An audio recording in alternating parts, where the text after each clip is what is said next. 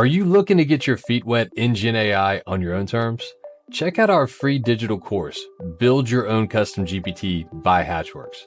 In the course, we teach you step by step how to create your own custom GPT so you can start solving some specific problems and use cases in your business with Gen AI.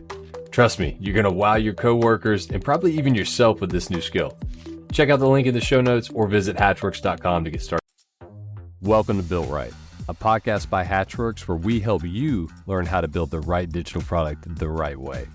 In this season, we're going all in on generative AI with guests ranging from international AI speakers, founders of Gen AI products, experts in specific domains of Gen AI, and leaders across industries. We're here to help you figure out how to take advantage of this new emerging technology so you can win in the market. So whether you're an AI techie or just AI curious, we got you covered. Let's get into it. Welcome, Built Right listeners. Today, we're thrilled to have a special guest, Bo Brown, the Director of Product Management at NCR Voyix, a global leader in the fintech world, a local Atlanta company here as well. Our focus today, though, is unraveling the intricate kind of differences of product management in large organizations. And NCR been around since, I think, 1884, so very large, to small startups and scale-ups. Like, what's the difference there with product management? And then towards the end, we're going to get into how the future is being shaped in product management with some of the crazy changes going on with AI. So make sure you stay tuned for that. But welcome to the show, Bo. No, thanks for having me. Product is my passion. I've been in product for 20 years now, driving strategy for large organizations, mostly fintechs, but a little bit agnostic around a couple of industries, but it's all been around real-time processing and data. Yeah, and we're kindred spirits, I think. My original background is in product. I love product folks. I love how product people think. But let me hit you with kind of maybe a deeper, like, philosophical question. Like, what is the purpose of product management, and what is good product management in your book? Sure. To me, product management is the role that is trying to solve a problem that the market is willing to pay for. You hear a lot of things that are asked for, but when you try to price it or drive revenue, it becomes a little bit harder that way. And one of the reasons I fell into product is I went from a small startup doing sales, where the president of the company, the vice president of sales, the VP of engineering, all sat in the same room. It's entrepreneurially read. They had the vision. But as I went to larger companies, they really have too many functional areas competing for what needs to be done. And product is that role to help prioritize a market vision from an outside in perspective of what we need to be doing, being the product CEO, trying to make those decisions and run it like a business. Yeah, that first point you made there is so critical. And I think so many people miss this. It's what the market's willing to bear. It's the pain point that the market has. It's what's the famous quote? Everybody has a plan until you get punched in the face. Yeah. Mike Tyson. It's that kind of idea. And the product folks, that's why I love them. They're in the trenches. They're helping to find the strategy, the features that you need, all the fun stuff, while building something that's actually viable for the business. I think that's a piece that gets forgotten a lot of the times. Any thoughts there just on the viability piece that sometimes gets overlooked? Sure. For some odd reason, it's really hard to be the outside in product manager where you have enough market expertise that you can say, here's the problem, here's how I see it, here's the return on investment if they spend on this. Instead, organizations, especially large ones, want to suck you into the weeds of execution and getting things done and turning them on, and then grinding the sausage through the large organizations to get legal to approve it, to get marketing to update collateral, to do sales training. It's a lot of internal focus when anybody that would show you a best practices book would say products should be out of the office, no hito, I believe it is. Nothing interesting happens inside the office. And so it's really, large orgs they struggle with that because execution at the same time is very critical as well. And product people tend to own it and drive and have a sense of urgency that some of the other roles don't. So all of a sudden, products pushing buttons and poking people's sticks to make sure that it gets done, instead of maybe handing it off and then going back out in the market and trying to solve the next problem. Yeah, and you mentioned it's that metaphor is like stuck in my head now of the sausage making in the large organization. You hope it comes out the other side tasting like something good and not something a bit foul. I mean, let's segue there. So like we're getting into this idea of working in a very large organization and running product is different than working in kind of a startup or scale up environment. And you've been someone that's done both. Where do you think maybe we start with what's the biggest difference between the two in your mind? Well, I would say it is the breadth and scale of inertia for a large organization. Smaller orgs normally have one product, maybe two products. Everybody's passionate, everybody understands it. But the large companies I've worked for have all been made up of acquisitions. So not only do you have suites of products, often sometimes competing against each other in the market, let alone internally, you have different cultures, you have different systems that don't play well together. You have, and then you have a lot of clients and really, smaller groups are trying to grow through building. And I hate to say it this way, but I think a lot of large companies grow through acquisition. So they're not risk tolerant enough to try to build new things inside often.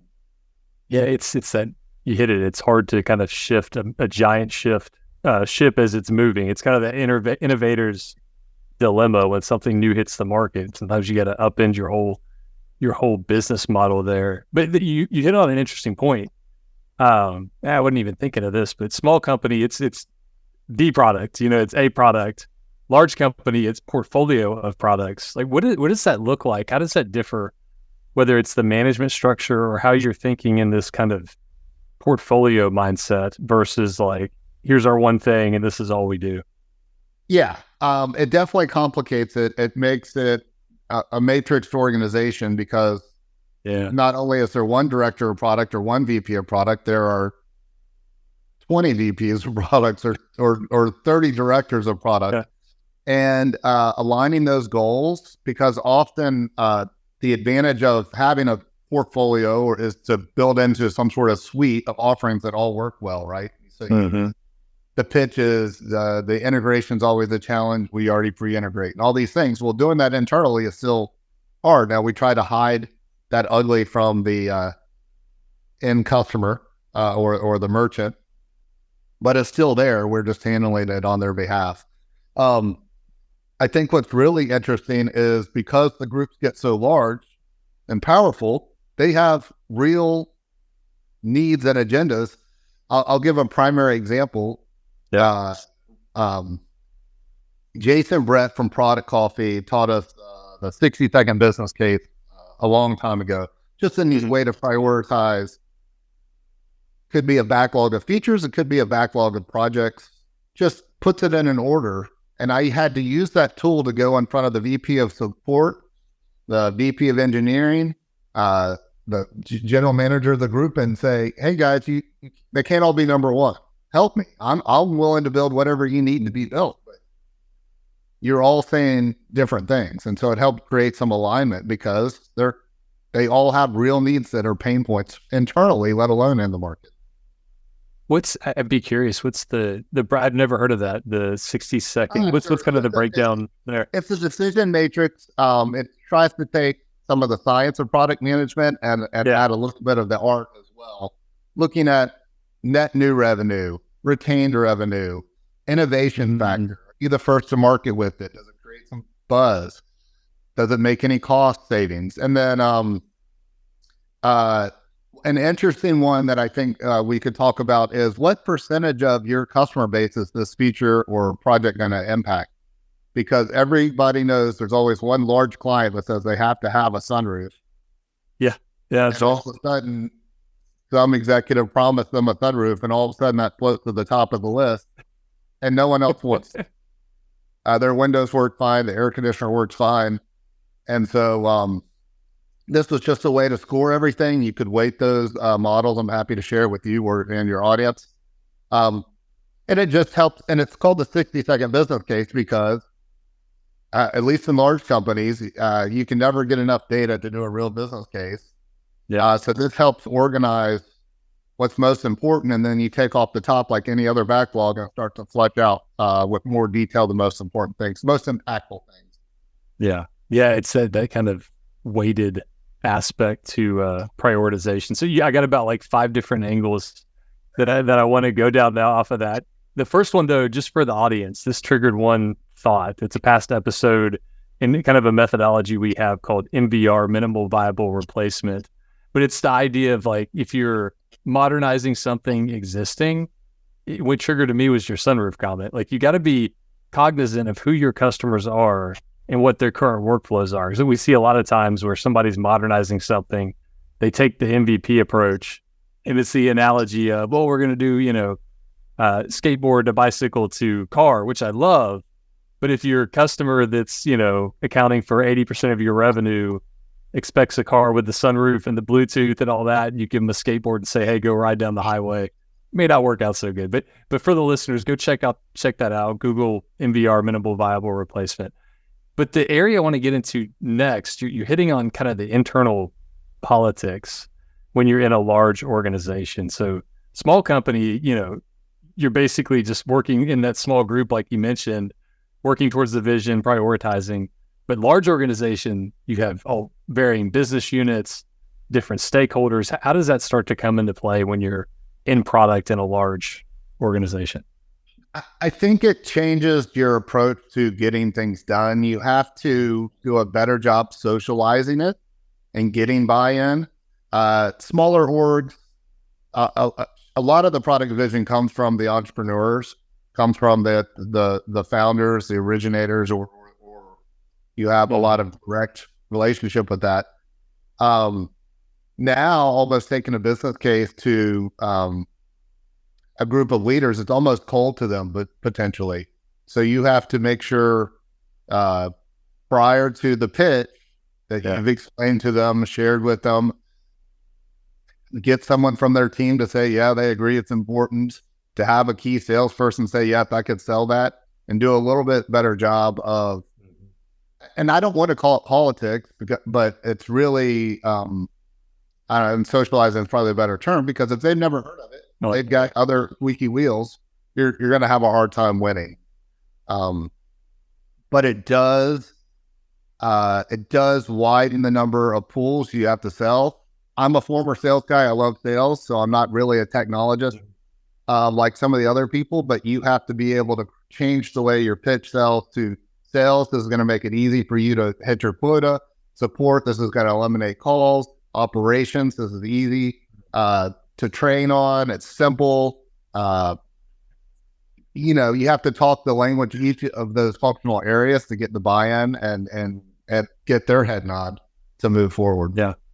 Yeah. And for any young product managers we have out there, socialize. Remember that, because I've done it before, and it sounds like you have, obviously, too. You run into the buzzsaw of presenting a business case for the first time to a group that hasn't seen it before.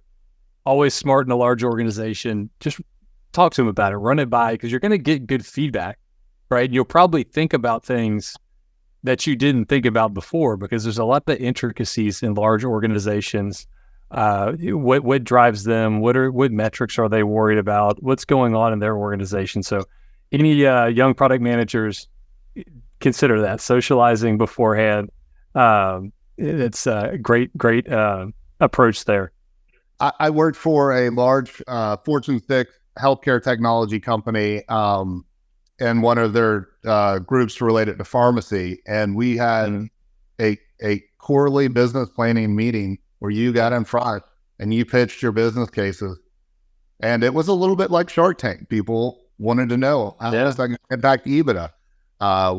Why that over something else? And it made you be in business shape where you had to get in there and defend and do your homework before the meeting, because if you didn't, you would never know what they're going to ask or what they care about.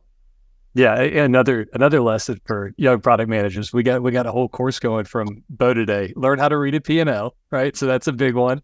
The other one you said though that caught me was like talk to the sales guys or gals, like, and ask them, can you sell this? Like, what's your take on it? Because at the end of the day, no matter what you come up with, they got to be able to go out and execute on it. And what I loved, you hit on some points of what's the point of value. You didn't talk anything about feature XYZ. You talked about value. I'm reducing cost. I'm increasing efficiency, whatever it may be. Maybe go deeper there, that connection point of value and product. Sure. So two parts are, especially in large companies, you have to speak the language of business, which is the P&L. You have to ideally make the money, potentially save the money, and at a minimum, impact their customer experience or their net promoter score. And those are things based on metrics, and they're tangible, and you've got to be able to show them. One of the best pieces of advice I got about being an entrepreneur is before you even start your company, and so I kind of use it in products, and I try to run my products entrepreneurially, is you don't have to build anything. You can call on a prospect and say, hey, are you interested in this widget for $1,000 a month subscription? Yeah. And if you can't sell it to somebody, then there's no need to go try to build it. And so, and sales, at least in large orgs, has the most contact with clients and prospects. So working with them, even back to the socialization, you've got to make sure that not only the product is easy for them to sell, so they have a portfolio of solutions to take to market, and they are, as everyone jokingly says, are coin operated. So if you have an easy sell with high margins and high commissions, and someone try to launch a product that is complicated, not as high a revenue potential and lower commissions, you can't even get sales to take it to market, even if there isn't. So some of the ways I've solved that is literally through bundling. I've managed key products. I've also managed suites of secondary products, whether it's risk scoring, fraud, chargebacks, some compliance products. It's hard to get your foot in the door to talk to somebody about that. So one of the unique ways I think I handle it is start to build out bundles. It's easier for sale. It raises the total revenue or the total contract value for sales, makes it easier to sell. A lot of these clients want it, but if you're trying to go back in later and sell a small item, it's hard to get the priority out of those stakeholders externally as well to add an amendment or do something that, has to re-involve everybody. So do it once if you can. Yeah, another good kind of go-to-market motion there, the bundling, especially if you're in that large organization where you do have a suite of products. So, all right, getting into the hot topic right now, AI, right? So AI has been around for seemingly a very long time, right? But over the past year, this concept of generative AI has started to bubble up. What's your take, whether it's the generative aspect of the new thing, the new shiny object, or just AI in general? What's your thought of how it's impacting either product management or it's just potential in general, whether that's in your business at NCR or other areas of opportunity? Sure, I can talk about both of those. So I am fortunate enough to manage a team that supports our analytics solution. That's Power BI and Azure, and it's merchant services or credit card processing. And so I'm not building AI or generative AI. I'm using it to help solve problems. So I have a very pragmatic approach. I don't work at a company that's trying to map the human genome or put somebody on Mars. I work with people, often assistant managers for a bar that's trying to close their books at 2 a.m. and they don't know where the money is and they're not CPAs. So I'm trying to use natural language. I'm trying to use machine learning to see trends and put that in a simple context, because I'm all about the user experience. If they can't use it or it's not simple, then it's not done correctly. To help balance their books between their point of sale, their gateway, their processing engine, and their bank settlement. So I think there's a lot of value there. One of your former podcasters, Nick, the Greek, I would slaughter his last name, I think. Yeah, that's a good one. Said, and I really liked his quote, which was, AI is doing what you know you need to be doing, and you could do if you had unlimited time and resources. So calling through all that data is really challenging to see a trend. So we're using AI to help assist people say, hey, on holidays, your sales goes up or your sales go down, things like that. So it's very pragmatic, and that's what our customers want. And so I see that being nothing but beneficial to companies and our merchants. On the flip side, internally, it's great for product people. Yeah. Data is key as well. We can then aggregate it and roll up from one individual store or a chain or a merchant and start to see trends and patterns and start to say, hey, we see you have a large number of chargebacks. We think this fraud tool would help save you money. So it's a sales opportunity for us to sell an additional service, but it's also solves a market need. And that's what I've been talking about the whole time. Yeah. The second part, I'm going to get a little bit more internal, is I feel a lot of product marketing has become more comms. And product managers have always had to create the value prop for what you're selling and help sales understand it and marketing sell it. But I think there's more and more pressure on product to own that and marketing to send it out.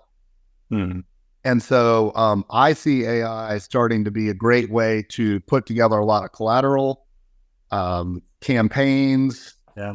So combining that with some analysis of your own data and trends, you could really, I think, start to hammer home messages that were impactful to your clients.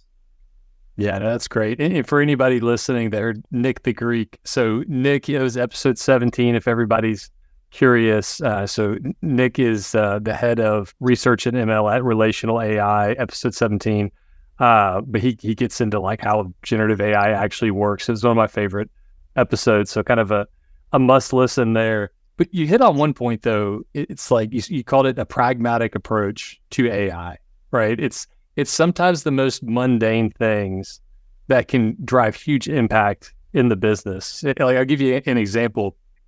My brother-in-law and wife have a floral business. So they do flowers for big weddings and events and things like that. And I've been playing around with GPTs, like creating custom GPTs. And a pain point they have is in their proposal process. They have to write it up by hand every time, figuring out how many flowers I need, and I got to make it sound good for the price tag I'm putting on it and all that. But what they have is they have previous proposals, so I can feed that into the GPT, right? I can give it context for what questions I need to answer to develop a proposal, and you can create this GPT. So I'm working with them to try to do this just for fun and have it to where, okay, instead of spending several hours writing a proposal, which is not the skill set of the person writing it, right? They're a designer, they're creative. Now they can just interface with this bot and have it spit out the proposal. But it's like a very mundane, writing proposals. Which is the best thing to automate, right? Yeah, no, those are the tasks that I focus on automating. And again, I would love to work in something really sexy and cool, but at the end of the day, fintech is about moving money. It's very critical. People get very emotional about it, and it has to be done right.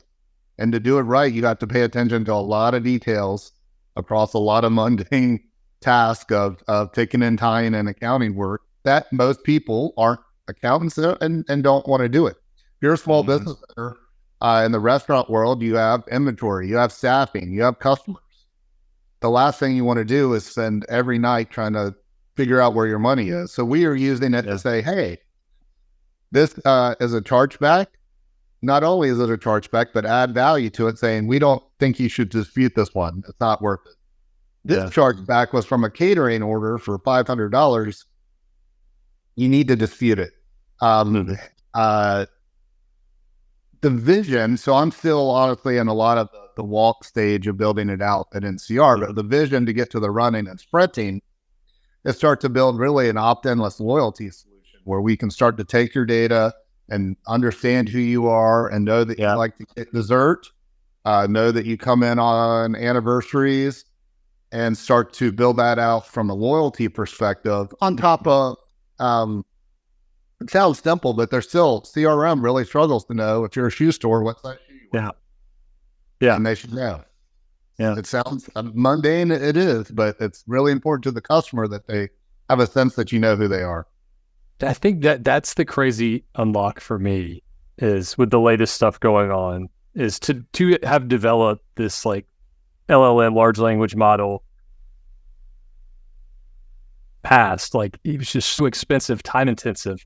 But now these companies like OpenAI and Llama with Facebook and all those, now people have access to those. So it's kind of democratized it a bit. I think what's going to be really interesting is, how people start to leverage those. Like you mentioned data and access to data. Like I've been playing around with it a bit, where you feed ChatGPT a large data set, right? And you start asking it questions, and it like, unbelievably, it's like giving you these insights. I even did one where it's like, okay, you are a data scientist. I was like asking it to do like, stuff that's above my head, above my pay grade, but just like k-means clustering and random forest and like these different data science type of things. And it's actually going in and doing it. It's kind of mind-blowing. But how does that equate to an NCR scale type of organization? I think that's where there's probably still a bit of a gap to go from here to there, but it'll be really interesting, I think. Well, I think it's coming. I think the product community that supports these open AI platforms are doing it great, because they're making it user friendly. You don't need to be a data PhD to get in there and mess with it. Yeah. So first is usability is there. The data, like you said, you're playing around with it and able to dive in. I will tell you on the flip side, large companies in general are very risk averse about sharing data, sharing anything strategic with open source items or non-proprietary items. So not just NCR, most companies won't let me dump client data into third-party tools, especially if they're not a preferred vendor, signed contracts, NDAs, etc. And I think rightfully there is risk that you don't. So it's a little bit slower in the large works for those things to come in. They all talk about it. They all know it's important, but they're still trying to figure out how much to open the kimono to let individuals inside the companies play it around. Especially because you have some of these large companies like your OpenAIs and they're backed by Microsoft and the big dogs, but then you have some of these smaller one-off AI tools. And I think that's even more critical. Like, be cautious what data you're feeding in there, because how are they using it? How secure is it? So I think that's a definite concern. I think the approach we're taking at Hatchworks is just start playing around with it, just start testing it. Whether it's dummy data, then you get some like proof of concepts that can kind of start, sparking light bulbs in people's heads. And then you get to the tough question of, okay, well, how do we use this securely and all the quote unquote fun stuff. and then from a product perspective is, how do you monetize it? You can do a lot of fun, neat things, but is there a need in the market to pay for it? I'm starting to see it pop around in general apps, which is great. Yeah. But it's been a free value add, which is, again, great for me, the end consumer, but it's probably a large spend for the company providing it. And that works in the innovative cycle, but at some point it's got to be monetized.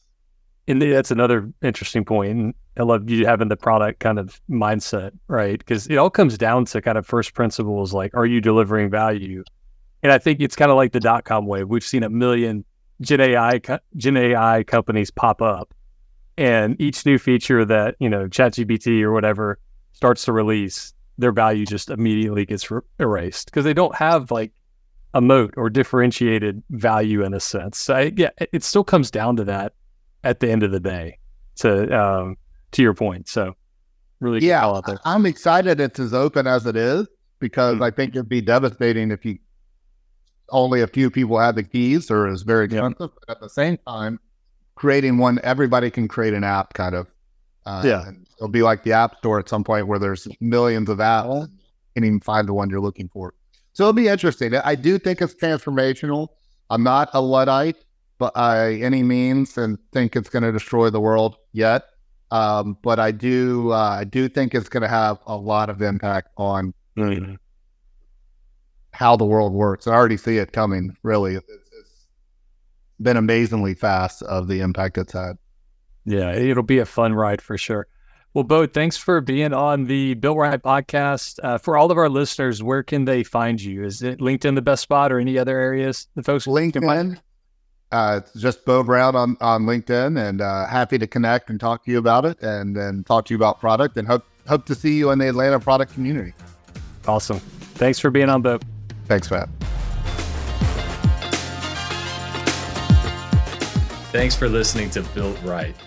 If you enjoyed the show, give us a follow or subscribe on your favorite podcast platform. And don't forget to leave us a review. For more info on Built Right, visit us at hatchworksbuiltright.com. As Gen AI reshapes industries, understanding and leveraging its capabilities is no longer an option, it's a necessity. And that's exactly why at Hatchworks, we developed our Gen AI Innovation Workshop. In this workshop, we immerse you into a full day of learning, hands-on ideation, and building. We hit foundational concepts and show you how they relate to your domain. Then we develop actual use cases for your business and your industry. And we even build a custom GPT based on the use cases we define. Check out the link in the show notes or visit hatchworks.com to get started today.